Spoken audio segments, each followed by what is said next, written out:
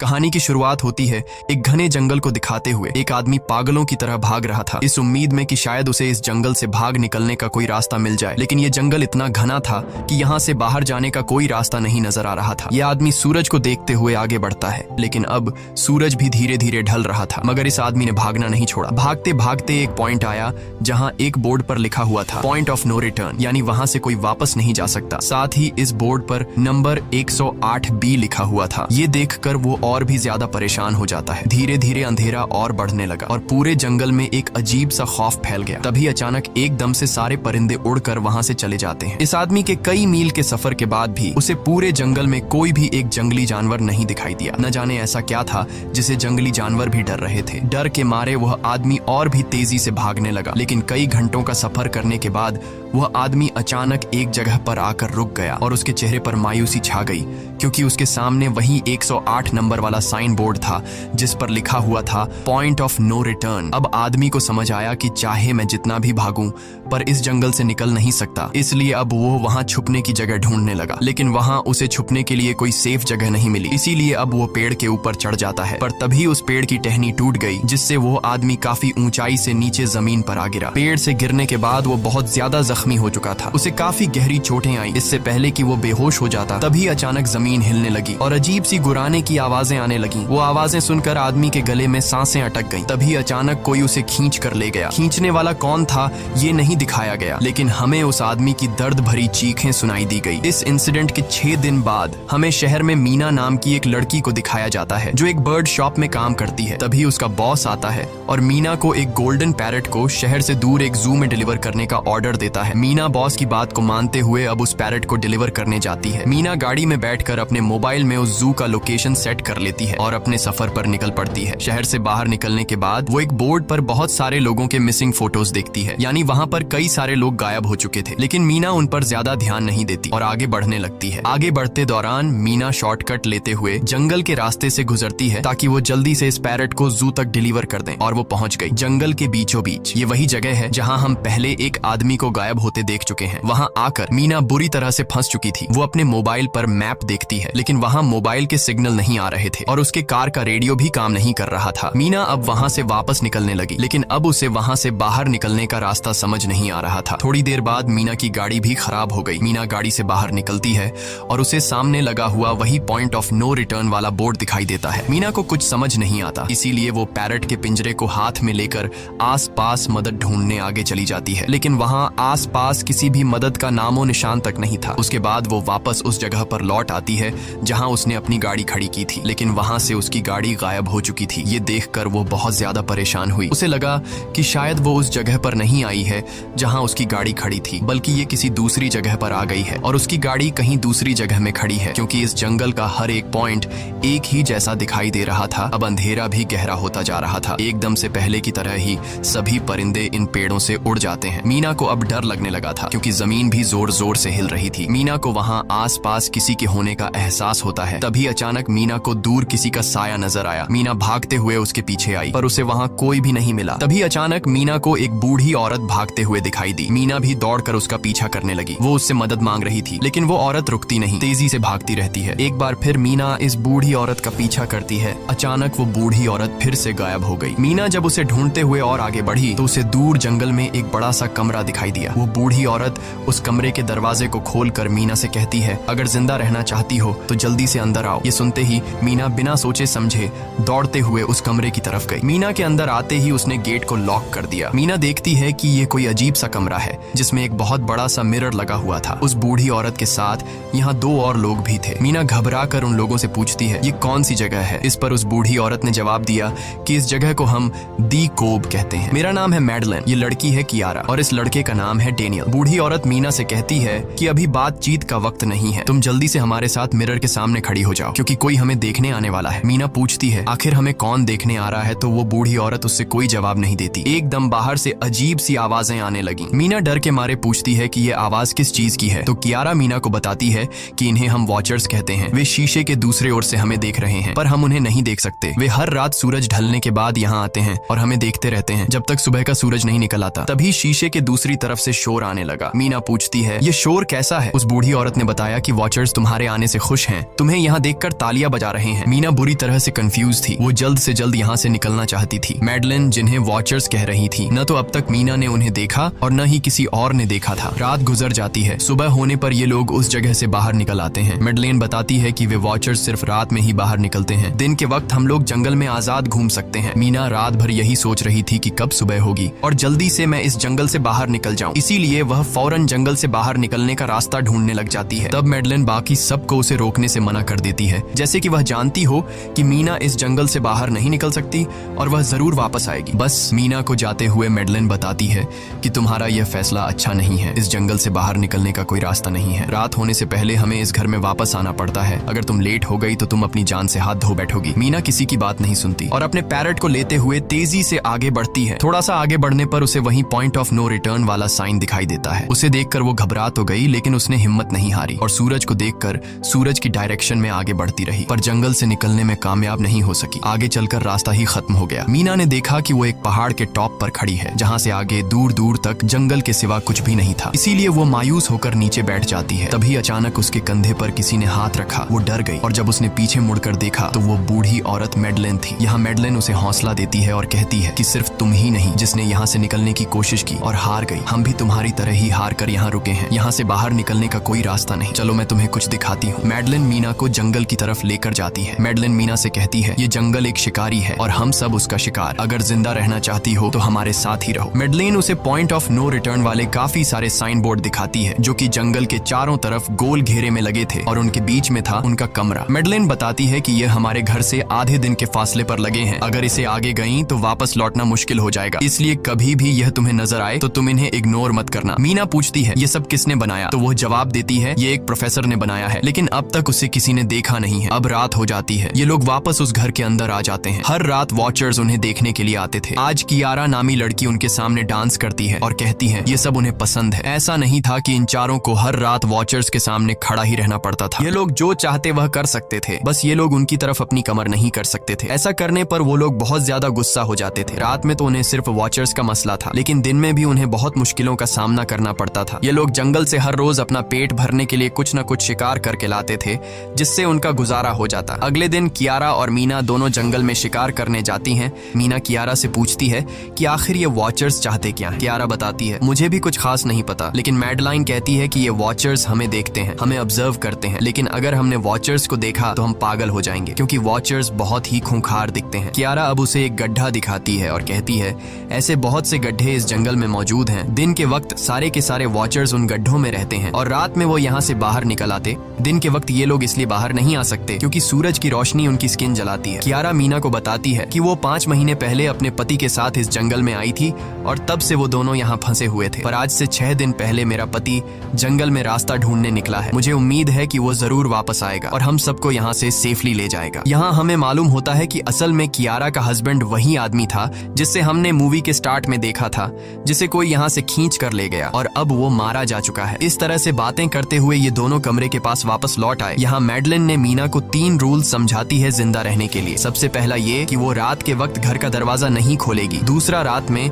वो आईने की तरफ अपनी कमर नहीं करेगी, और तीसरा ये कि दिन के वक्त वो उन गड्ढों के पास नहीं जाएगी और जितना हो सके रोशनी में रहेगी। जब तक तुम इन रूल्स को फॉलो करोगी तब तक तुम जिंदा रहोगी। लेकिन मीना को मैडलाइन की बातों पर बिल्कुल भी भरोसा नहीं होता। अब उस रात मीना इन वॉचर्स के बारे में जानना चाहती थी, इसीलिए वो शीशे के साथ कान लगाकर आवाजें सुनने की कोशिश करती है। जब उसे कुछ सुनाई नहीं देता तो मीना को मैडलिन की बताई गई वॉचर्स की बातें फेक लगने लगती हैं, इसलिए वह रूल्स को तोड़ते हुए अपनी कमर को शीशे की तरफ करके सो जाती है और ऐसा करने पर इन वॉचर्स को गुस्सा चढ़ जाता है। वो लोग जोर जोर से उस शीशे को मारने लग जाते हैं। शोर से मैडलाइन भी उठ जाती है और वह जल्दी से मीना को शीशे की तरफ खड़े रहने को कहती है और तब जाकर वो वॉचर्स का गुस्सा शांत होता है। यानी जब इंसान वॉचर्स को अपनी पीठ दिखाते हैं तो वह उसे खुद की इंसल्ट मानने लगते हैं। ये रात भी गुजर जाती है और अगले दिन मीना डेनियल के साथ शिकार पर निकलती है। वो डेनियल से पूछती है, क्या आज तक तुमने किसी वॉचर को देखा है? जिस पर डेनियल ने जवाब दिया कि मैंने भी आज तक वॉचर्स को नहीं देखा और जो भी वॉचर्स को देखता है वो जिंदा नहीं बच पाता। तब मीना डेनियल को समझाती है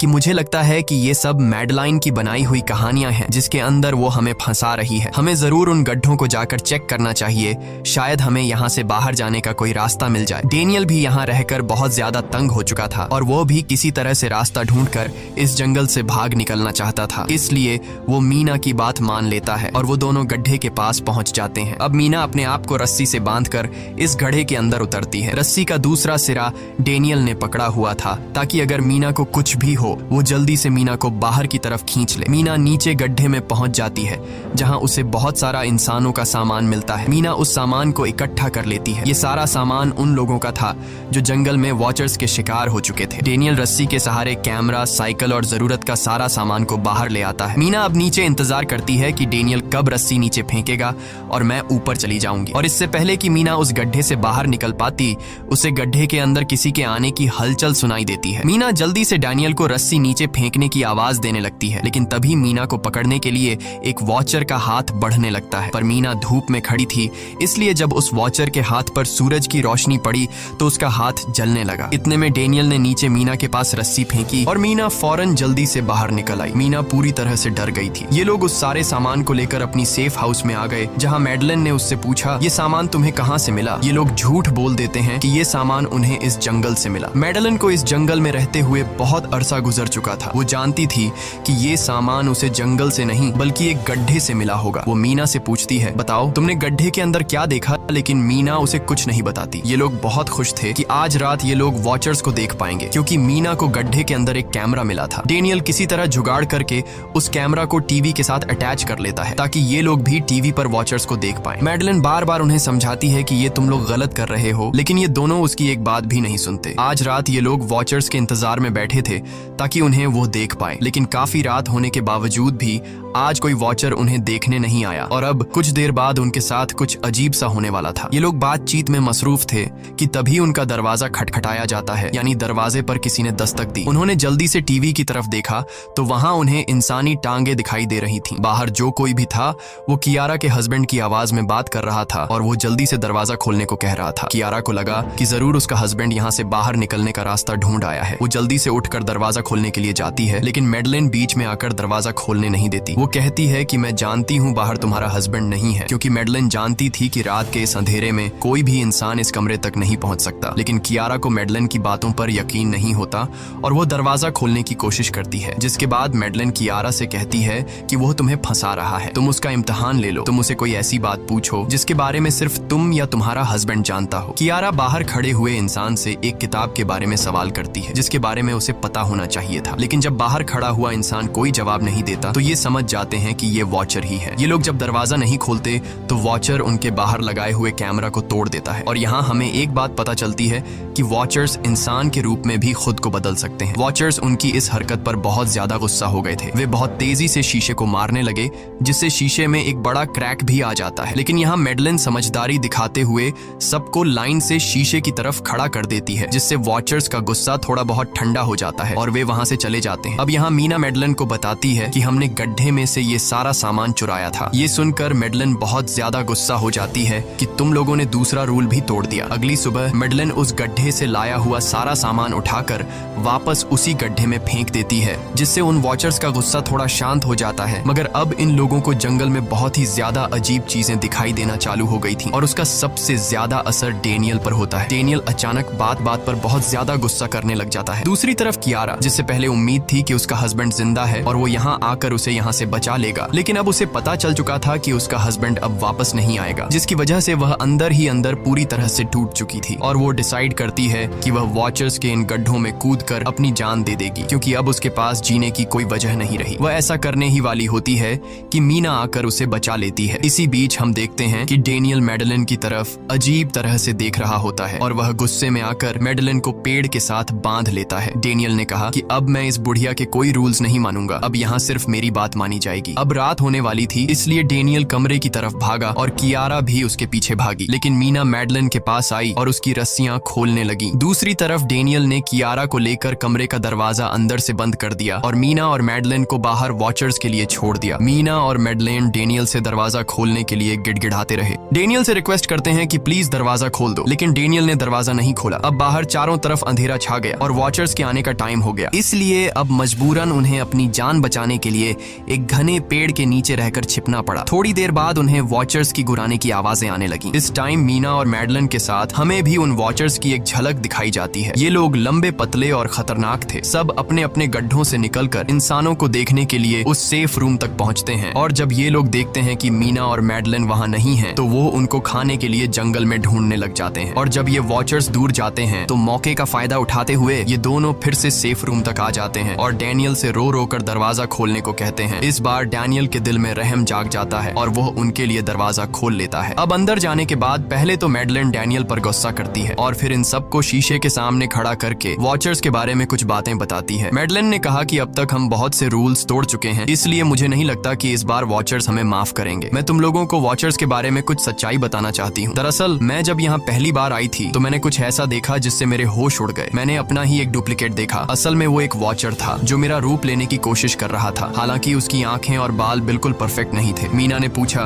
कि आखिर ये वॉचर्स हैं क्या चीज, जिस पर मैडलिन ने जवाब दिया कि ये सारे क्रीचर्स फेरीज हैं जो किसी जमाने में इंसानों के साथ मिलकर रहते थे। फेरीज पंखों वाले एक जादुई जीव थे, लेकिन वक्त गुजरने के साथ इंसानों को फेरीज की शक्तियों से डर लगने लगा। इसीलिए इंसानों ने फेरीज को खत्म करने का सोचा। इंसानों की तादाद ज्यादा थी, इसलिए फेरीज इंसानों का मुकाबला नहीं कर पाए। इंसानों ने इन फेरीज को जंगल में एक बहुत बड़े गड्ढे के अंदर कैद कर लिया और उन्हें श्राप से हमेशा हमेशा के लिए इस गड्ढे में बंद कर दिया। उसके बाद फेरीज कई 100 सालों तक उस गड्ढे में कैद रहे, लेकिन फिर वक्त के साथ उन्होंने जमीन के अंदर खुदाई करके निकलने के रास्ते बना लिए। आज वही फेरीज वॉचर्स के रूप में गड्ढों से निकलकर हमारे सामने आते हैं। हालांकि कई 100 सालों तक जमीन के अंदर रहने की वजह से उन्होंने अपने पंख और जादुई शक्तियां खो दी और साथ ही उन्हें सूरज की रोशनी से तकलीफ होने लगी, लेकिन अब भी उनमें रूप बदलने की शक्ति है। इस पर डैनियल ने मैडलिन से पूछा कि ये वॉचर्स हमसे क्या चाहते हैं और ये हर रात हमें देखते क्यों हैं, जिस पर मैडलिन ने बताया कि ये वॉचर्स एक बार फिर से जंगल से निकलकर इंसानों के बीच रहना चाहते हैं, लेकिन अपने असली रूप में ये इंसानों के बीच नहीं रह सकते। इसीलिए उन्होंने हमें यहाँ रखा हुआ है ताकि हमें देखकर हमारा रूप ले सकें और हमसे आज के दौर के तौर तरीके सीखकर इंसानों के बीच रह सकें। मैडलिन ये सब बातें बता ही रही थी कि अचानक सभी वॉचर्स वापस लौट आए और जब वॉचर्स को पता चलता है कि मैडलिन और मीना वापस अपने कमरे में आ गए हैं तो वो सब गुस्से से भड़क उठे और दरवाजा तोड़ने की कोशिश करने लगे। इन चारों ने टेबल को खींचकर दरवाजे के सामने रख दिया ताकि दरवाजा वॉचर्स तोड़ न सके, लेकिन वॉचर्स की ताकत काफी ज्यादा थी और इन चारों को पता चल चुका था कि जल्द ही वॉचर्स अंदर आ जाएंगे और उन्हें मौत अपनी आंखों के सामने दिखाई दे रही थी। तभी उन्होंने देखा कि टेबल को घसीटकर दरवाजे तक ले जाने की वजह से कारपेट पलट गई है। जब उन्होंने कारपेट हटाया तो उन्हें नीचे एक बड़ा लोहे का गेट नजर आया। उन्होंने जल्दी से गेट खोला तो उन्हें पता लगा कि नीचे एक बहुत बड़ा बंकर है। ये लोग जल्दी से उस बंकर के अंदर घुस गए और ऊपर से लोहे का गेट बंद कर दिया। ये लोग इस बात को लेकर परेशान थे कि ये बंकर यहाँ पर मौजूद था और इन लोगों को पता भी नहीं चला। इस बंकर के नीचे बहुत फैसिलिटीज थी, हजारों दिन का खाना, एक कंप्यूटर और भी बहुत सारा जरूरत का सामान रखा था। मीना जानना चाहती थी कि आखिर ये जगह किसने बनाई, इसीलिए वो उस कंप्यूटर को ऑन कर लेती है। उस कंप्यूटर में बहुत सारा डेटा सेफ था, जिसे खोलने पर उन्हें पता चलता है कि ये सारी जगह प्रोफेसर मार्टिन ने बनाई थी। असल में प्रोफेसर को इन क्रीचर्स के बारे में पता था। वो इन वॉचर्स पर रिसर्च करना चाहता था, इसीलिए उसने ये बंकर बनाया था। पैसों का लालच देकर वो दूसरे इंसानों को काम के लिए यहाँ लेकर आता था और रात के वक्त मजदूरों को ऊपर कमरे में छोड़कर खुद यहाँ आकर छुप जाता था और वो वॉचर्स फिर उन इंसानों को खा जाया करते थे। अगली वीडियो में डॉक्टर मार्टिन बताते हैं कि उनकी रिसर्च के दौरान उन्हें एक सबसे अलग फेरी मिली जो रोशनी में भी उन गड्ढों से बाहर आ सकती थी। डॉक्टर बताता है कि उस वॉचर ने एक बच्ची का बिल्कुल परफेक्ट रूप ले लिया था जिसे कोई पहचान नहीं सकता था। वो बहुत अच्छी थी, उसने डॉक्टर मार्टिन को मारा नहीं। डॉक्टर मार्टिन उसे यहाँ ले आया। तभी प्रोफेसर ने कैमरा को दूसरी तरफ मोड़ा। तब उन्होंने देखा कि प्रोफेसर ने उस छोटी सी बच्ची के रूप में आए वो क्रीचर को पिंजरे में कैद कर लिया है। पता नहीं डॉक्टर उसके साथ कौन सा एक्सपेरिमेंट करने वाला था। उस कंप्यूटर में बहुत सी वीडियोस थी और हर वीडियो में कुछ न कुछ बताया हुआ था। मीना बस ये जानना चाहती थी कि आखिर में क्या हुआ, इसीलिए वो सबसे आखिरी वीडियो प्ले करती है जिसमें वह देखती है कि प्रोफेसर खुद को और उस फेरी को मारने वाले हैं। मरने से पहले वह इस जंगल में फंसे हुए लोगों के लिए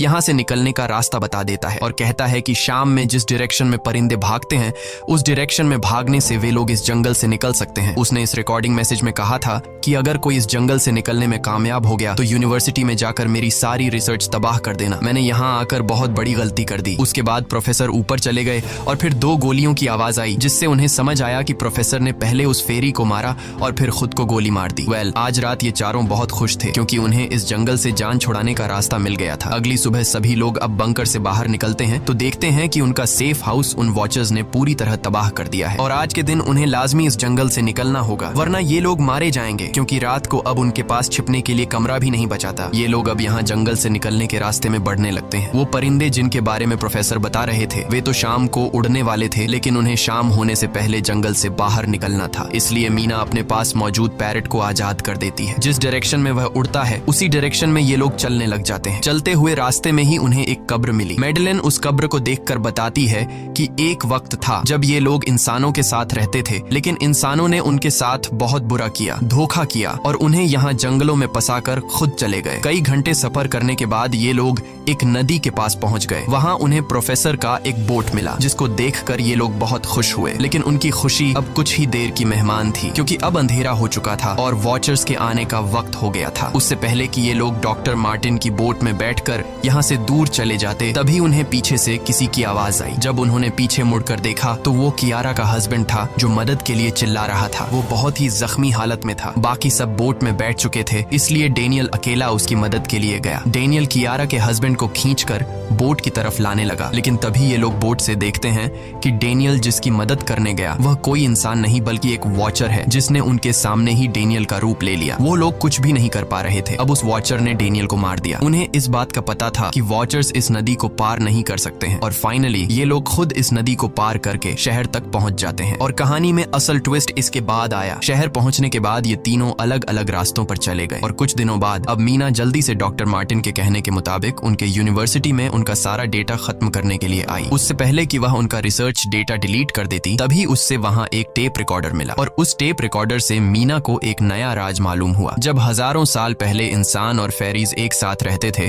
तो तब उनकी शादी भी हुआ करती थी। इंसान और फेरी के मिलन से जो बच्चे पैदा होते थे उनमें इंसान और फेरी दोनों के गुण होते थे। उन्हें हाफलिंग्स कहा जाता था। उन हाफलिंग्स में एक खासियत थी कि वे रूप बदलने में इतने माहिर होते थे कि वे किसी मरे हुए इंसान का रूप भी बदल सकते थे। प्रोफेसर का मानना था कि जब इंसानों ने फेरीज को जंगल के अंदर गढ़ों में कैद कर लिया था, तब हाफलिंग इंसानों के बीच अपना रूप बदलकर चुपके से रहने लगे और वो आज भी किसी न किसी रूप में इंसानों के बीच मौजूद है। मीना जब प्रोफेसर के ऑफिस में आई और वहाँ पर जांचबीन करने लगी तो वहाँ उसके हाथ कुछ ऐसी तस्वीरें लगी जिसने उसके होश उड़ा दिए। उसने देखा कि तस्वीर में जो प्रोफेसर के साथ लेडी खड़ी है वो कोई और नहीं बल्कि मैडेलिन है और असल में मैडेलिन प्रोफेसर की वाइफ है। वो कंफ्यूज हो जाती है कि मैडेलिन ने उसे यह बातें क्यों नहीं बताई। इस भारी कंफ्यूजन को शेयर करने के लिए वो कियारा के पास आती है और उसे बताती है कि जिस मैडेलिन से हम जंगल में मिले थे वो असल में प्रोफेसर मार्टिन की वाइफ है, लेकिन उसने हमें यह सच्चाई इसलिए नहीं बताई क्योंकि वो खुद एक इंसान नहीं बल्कि एक रूप बदलने वाली फेरी थी। मैंने जब रिसर्च किया तो मुझे पता चला कि काफी साल पहले प्रोफेसर की वाइफ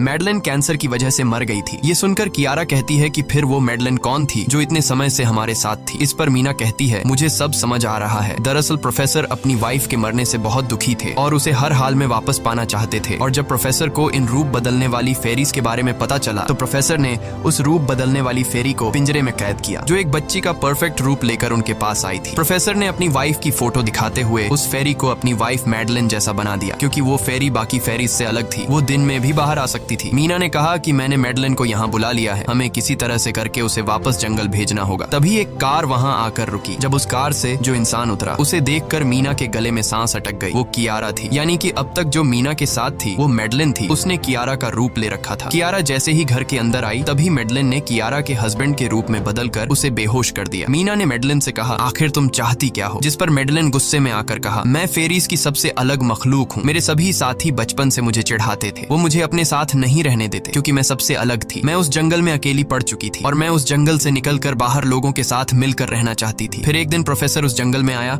उसने मुझे पिंजरे में कैद कर लिया। उसने मुझसे कहा कि अगर मैं उसकी वाइफ का रूप ले लूं तो वह मुझे जंगल से बाहर ले जाएगा। मैंने उसकी बात मान ली। प्रोफेसर ने मुझे मैडेलिन की सारी बातें सिखाई और बाद में उस धोखेबाज प्रोफेसर ने मुझे मारने की कोशिश की, लेकिन उससे पहले कि वो मुझे मार पाता मैंने उसे ही मार डाला। तुम इंसान कभी भी भरोसे के लायक नहीं थे और न ही रहोगे। अब तुम भी मेरी सच्चाई जान चुकी हो, इसलिए तुम्हें भी मरना होगा और तुम्हें मारने के बाद मैं तुम्हारे रूप में इंसानों के बीच रहूंगी। यह कहकर मैडेलिन ने मीना का रूप ले लिया और उसका गला दबाकर उसे मारने लगी। तब मीना ने मैडेलिन से कहा कि क्या प्रोफेसर ने तुमसे यह नहीं कहा कि तुम क्यों दिन में निकल सकती हो। असल में तुम हाइब्रिड हो, आधी इंसान और आधी फेरी, इसीलिए तुम इंसानों और फेरीज के बीच रह सकती हो। मुझे पता है कि दुनिया में अकेला रहना कैसा होता है, लेकिन तुम अकेली हाफलिंग नहीं हो। तुम्हारे जैसे और भी हाफलिंग्स हैं जो किसी न किसी रूप में इंसानों के बीच रह रहे हैं। इस सच्चाई का पता चलते ही मैडलिन का शरीर अचानक अपने असली रूप में आने लगा। देखते ही देखते उसके पंख निकल आए, जिसके बाद वो मीना को यहीं पर छोड़कर यहाँ से उड़ जाती है। इसके बाद कुछ हफ्तों के बाद का सीन दिखाया जाता है, जहाँ मीना अपनी सिस्टर के साथ रहने लगी है। उसने अपनी सिस्टर को बताया